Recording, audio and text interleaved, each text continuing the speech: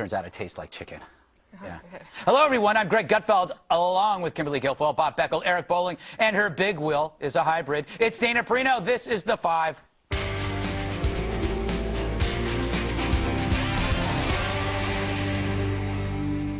In Oklahoma, Mark Vaughn, the man who shot the Beheader, is a hero. But in another state, he could have been canned. Oklahoma has a bring your gun to work law that prevents firms from telling workers to leave their guns at home. Many states don't have that. I don't know how I feel about people walking around work loaded, but at FNC, I don't have to worry. I'm surrounded by excellent security who even scare me.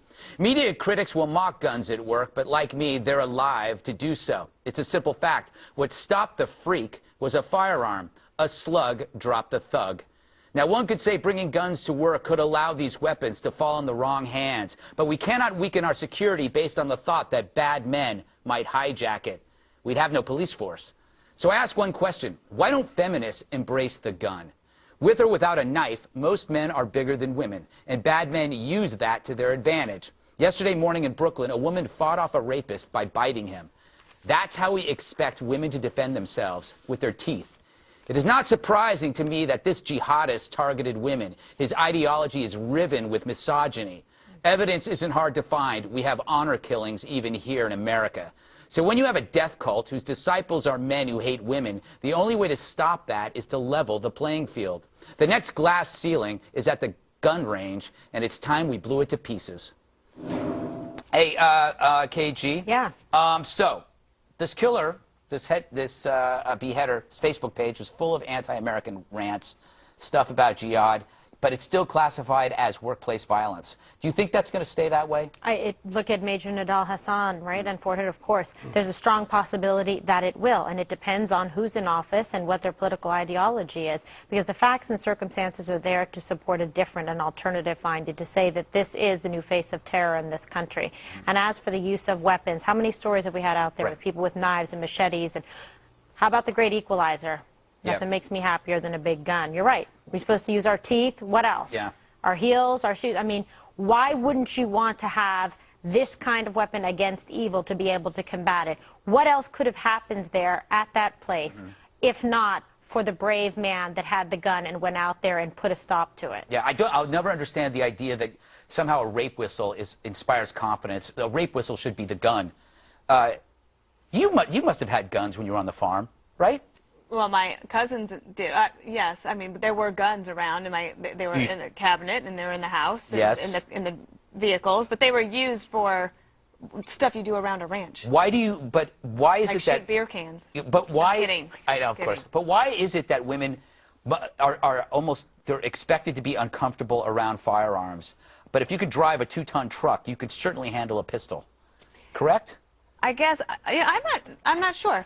I look at some of the women that serve in combat. I mean, obviously, they're not afraid to utilize the weaponry that has the modern weaponry that we have.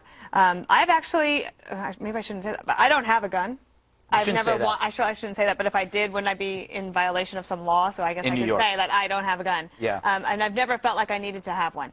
But I would like to know that I had the option to have one if I needed it. But this woman, it's kind of, she couldn't, the one that was beheaded, I don't think she had an opportunity to find her gun in her purse or in her car and come back and shoot the perpetrator.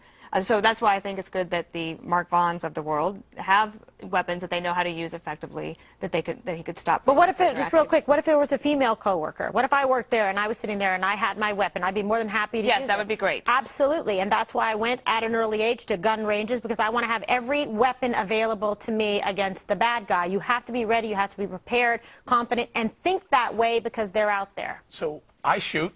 And I will tell you, it's probably close to even the number of women as it is men at the gun range. It's very, very popular. Women are using the guns, learning how to shoot a gun just like men. It's great. My son shoots too. I'm with you on that. Yes, everyone should at least know how to handle a firearm. Why would that matter? Because maybe this guy wouldn't have gone to a place where he knew that men and women or people were armed to defend themselves. We've talked about the most dangerous places in the world are the gun-free zones. Can I talk about terror a little bit very quickly? 3 things that cause terror. The definition of terror: background, religious zealotness. This guy had it.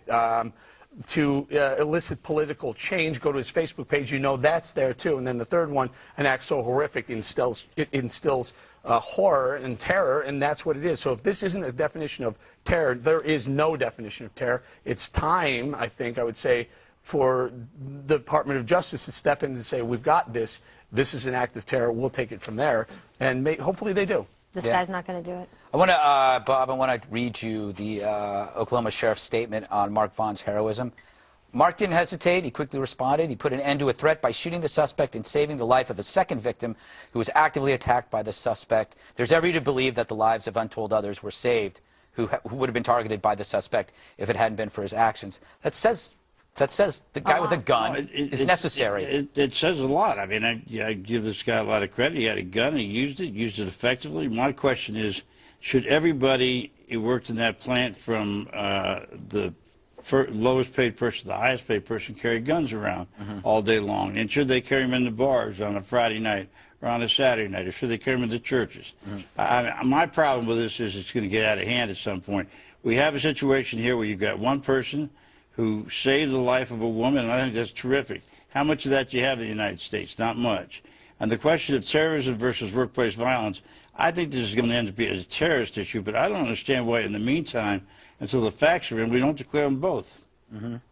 In other words, declare an open question. I would think it depends who's the lead on the case. Yeah, then, who's right? going to take over and have jurisdiction over it, how it's going to be prosecuted, and what rules of evidence are going to apply. So the categorization does matter. Well, here's this is Sergeant Howard Ray. He survived the shooting at Fort Hood, and he says that what happened at Oklahoma is terror. I think the more and more that you look into the suspect's Facebook page and his ideology, I think you can really find the underpinning of why this happened. You know, an angry coworker doesn't just, you know, people typically run into that situation, you'll see a shooting or something like that, but you won't necessarily see someone get their head severed from their body. Yeah, I mean, when you look so far, right, this is an ongoing investigation, so there's a lot of information coming out. But already by Friday night, we had a lot of info about this guy, about the suspect, about his background, about his religious beliefs, his ideology, and what he was intent upon doing. And we saw the evidence of that. So I don't know why we have to discount his own words, the life he lived. In fact, we have evidence from computers, from postings, from the people that he had contacts with. Whether you're going to prosecute, say, for example, a gang case, okay? Yeah. You go and you look at, and they have these boards, and you'll say, who are the contacts? Who has he been in contact with? This gang member, this gang. You look at their associates.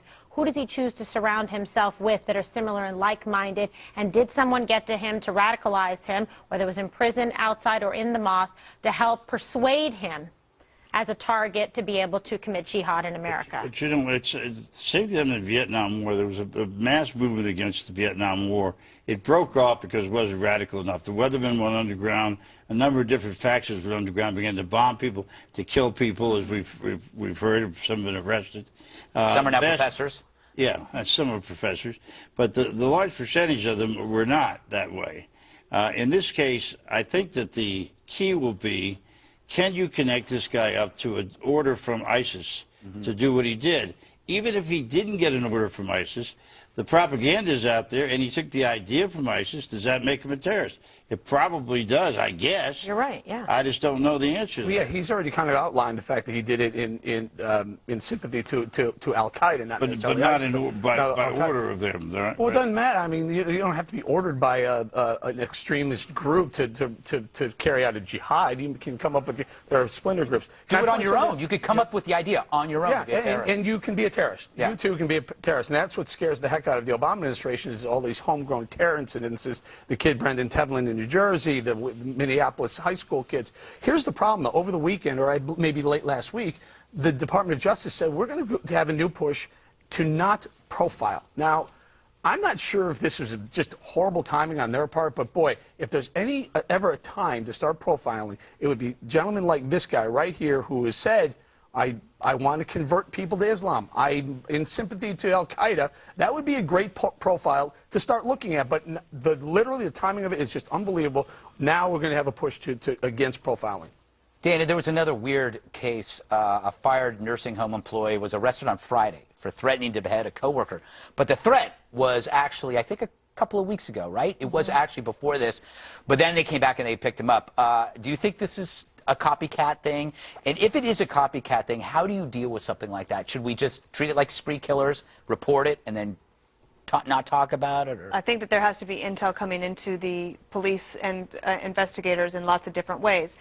So I'm not necessarily thinking that an employer needs to be on their employees' Facebook pages looking for jihadist messages, but there are indications that they knew that he was of that kind of ideology. So maybe they should have let the authorities know. I mean, I'm saying that because I'm comfortable with it. But we just had a big debate in this country over the last 2 years about intel and targeting people and picking out key words, and he has his Fourth Amendment right. Okay, so are we saying that somebody like that shouldn't, you can post whatever you want on the internet, at what point does it cross a line?